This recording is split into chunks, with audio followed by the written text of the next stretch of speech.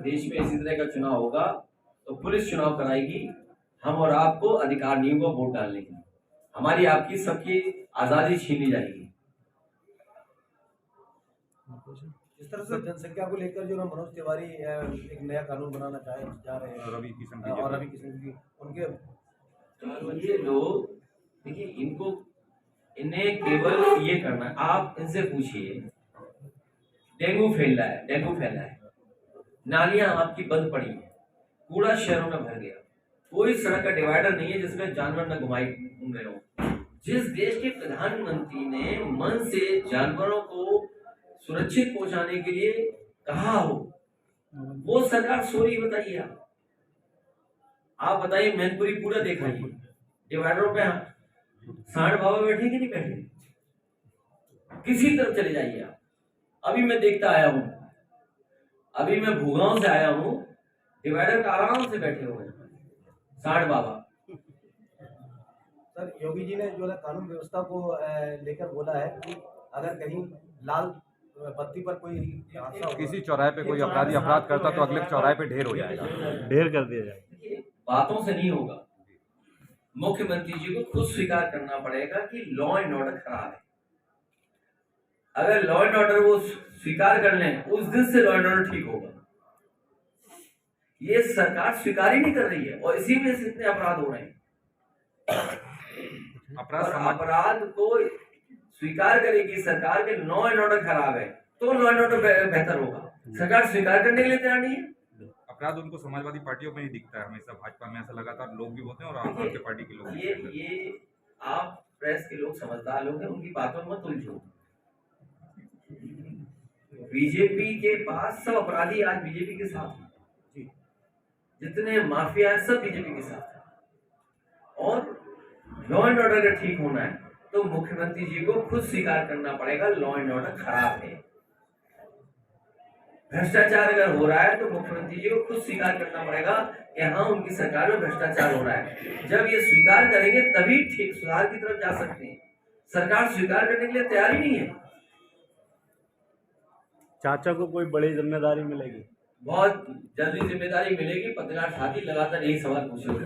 पंजाब में यही सवाल है सर, पंजाब में आतंकवाद हमला हुआ है आम आदमी की सरकार बनने के बाद, वहाँ पे खालिस्तान समर्थकों का एक्टिव हो गए हैं, इसको लेकर मेरी जानकारी में नहीं है, ना मैंने उसके बारे में जानकारी, लेकिन सेंसिटिव मामला है, उसमें कोई बात कहना अभी ठीक नहीं। सर, सुब्रत पाठक जी आपने कहा था कि नहीं खाना, उन्होंने कहा खुद का खाना खुद का पीना।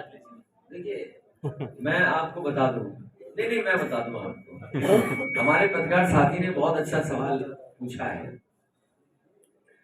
ये कन्नौज कानपुर देहात से लेकर के और आपके फिरोजाबाद और आगरा के इलाके तक पूरे आलू की बेल्ट है। और कई बार आलू सड़ जाता है, कई बार आलू का नुकसान होता है, कई बार पैदावार बढ़ जाती है, पैदावार कम हो जाती है, उसका संतुलन नहीं बन पाता। और हमारा जो किसान है कई बार आलू को लेके चिंतित रहता है कि उसको रेट नहीं मिलता है। तो मैंने मंच से कहा कि समाजवादी सरकार बनेगी तो चाहे हमें 500 करोड़ का भी सब्सिडी देनी पड़ेगी तो वोडका बनाने का कारखाना लगाया जाएगा। ये कोई समाजवादी पार्टी पहली बार नहीं शुरू कर रही है।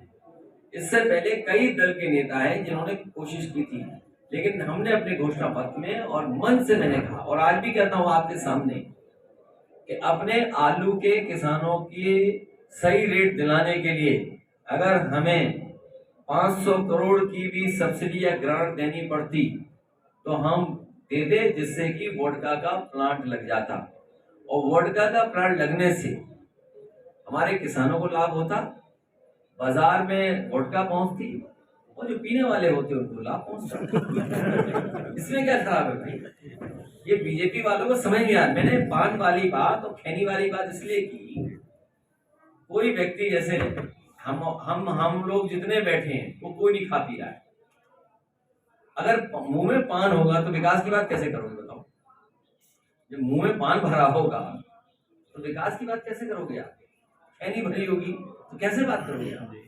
इसलिए मैंने कहा कि कन्नौज का कैंसर इंस्टीट्यूट बंद है, कार्डियोलॉजी का अस्पताल बंद है, स्टेडियम बंद है, फॉरेंसिक लैब बंद है, सड़कें नहीं बन रही जितनी बननी थी।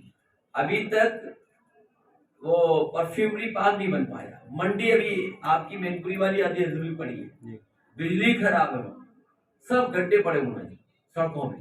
तो ये काम कब होंगे? वहां पर अमूल की तरह मिल्क डेयरी का प्लांट लगाया था, मैं उस प्लांट को देखने गया, पराग का है वो प्लांट। मैंने देखा वो प्लांट लगा खड़ा है, वो वर्ल्ड क्लास प्लांट लगा है डेयरी प्रोडक्ट्स का, कोई प्रोडक्ट नहीं बनता वहां पर।